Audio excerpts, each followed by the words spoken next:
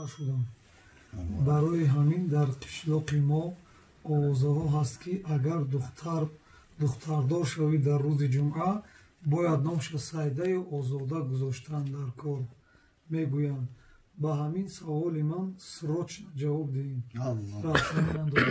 Машаалло. Худованд аввалан муборак бигардонад ин тифлаки мусулмоно дар ин хонадон. Ягон шарти қайд нестай. ва як феълои аҷиб дорем. Дар Муҳаррам таваллуд шава бечора ашур бишнӯ мекунанд. Дар моҳи Сафар таваллуд шава ҳатман уро ё сафаргӯш мекунанд ё сафармош мекунанд.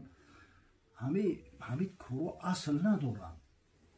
Фарзанда номи китобӣ мондан дар кор. Кай таваллуд мешавад, дар куҷо таваллуд мешавад ки аҳамият надорад. Як номи хубу зебо, номи маънодор, номе ки кӯдак ҳамон нома ба ифтихор бигира бигарда. Чие шарт нест. Аслан номи Саида, номи Озода номи хубае, номи бад нест. Не ки дар гардани ӯ падар модар ҳатмӣ нест ки ҳатман рӯзи ҷумъа кишидааст Саида ва Озодааш гиранд. Оли ҳамин касе номаш Одинае аниқ маълуме ки ҳамин рӯзи ҷумъа шидагиад. Шарт нест ки рӯзи ҷумъа шид ҷумъаш ном кунанд, ҷумъавоиш ном кунанд, Одинаш ном кунанд. ҳар номи китобие ки боша, ҳар номи хубе ки боша бимонад. оли ҳамин бачаҳое ки хатнашидагӣ таваллуд мешаванд, мегӯянд номо чест хатнашидагие. Аллакай мардум медонанд. аз барои худо хайр хатнашидагие нур ало нур. Шарт нест ки ҳатман уро шумо Сунатулло ном кунед. ай Сунатулло да Муҳаммадаш ном ку, Аҳмадаш ном ку, номои пайғамбароро бимон. ин беҳтару хубтара. умуман ҳамин номо номи хубанд, номи бад нестанд. Не ки мегӯм ку маҷбурӣ нести. ҳар номе ки дилаш мекашад номи хубу кишовӣ бигзорад. бале. як савол мумкин аст? ҳамин фарзанд ки модар таваллуд мешавад, мурда таваллуд мешавад, ҳамаро баъди мурдан ҳама ном мондан дуруст ё нодуруст аст? Машаалло.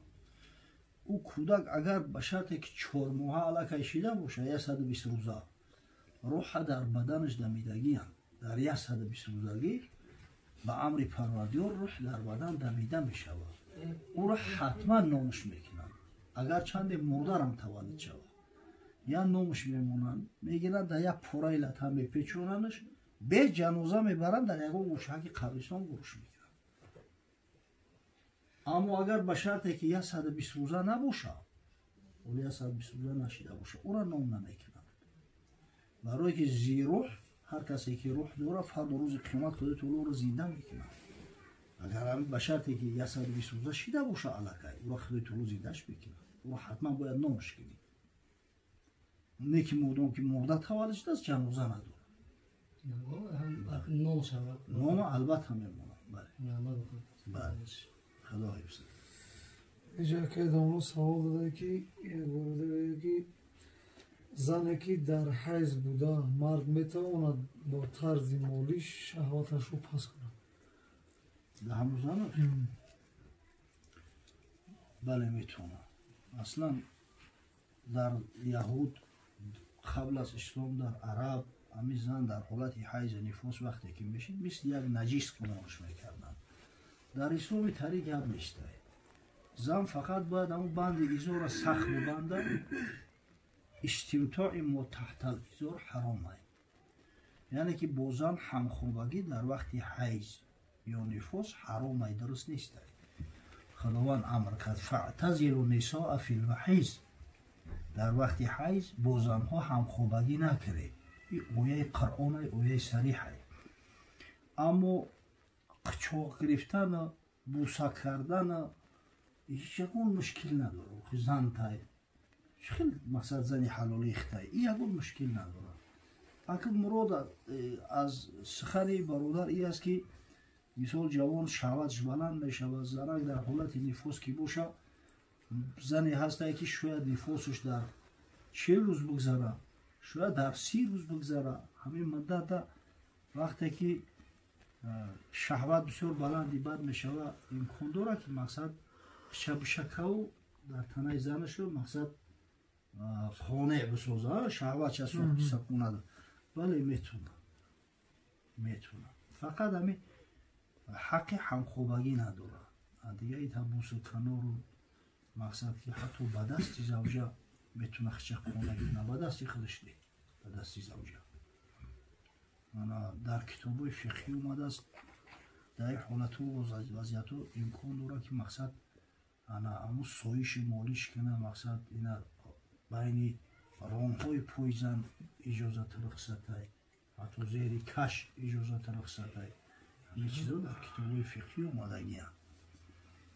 میگه در طلب کردن حقیقت کار از خدا شرم دار و شرم مدار. یگان جایی تری شرم حیا نداره. آخی همین برادر خوب کرده است که همین سوال داده است باید بدونم.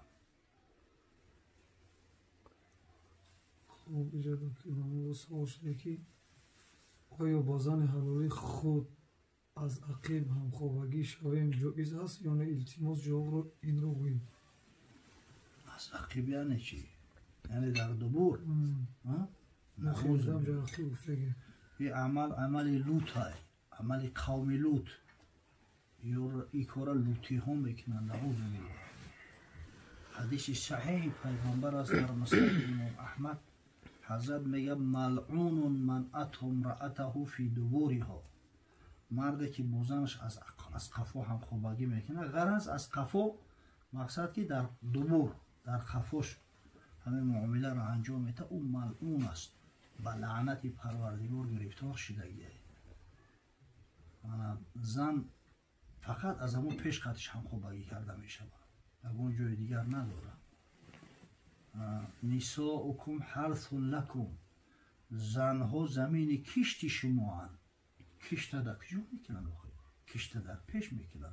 یعنی که اون زنها مادرای فرزندای شما هستند. تخم در همون زمین میکاره که او حاصل به فرزند به دنیا بیاید.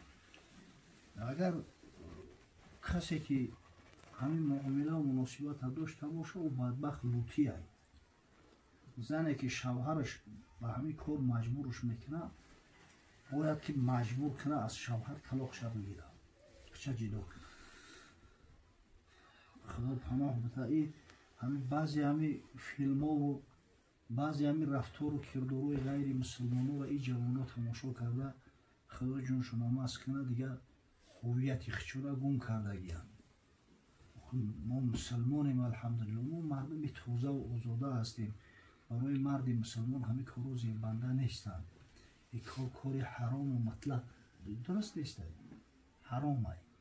میگم که همین تری زنی که شوهر هم میخواهد که قطعش هم تری معامله کنه اگر میخواهد که به غضب خدا گرفتار نشود در حال تری پرخه را ترک کنه.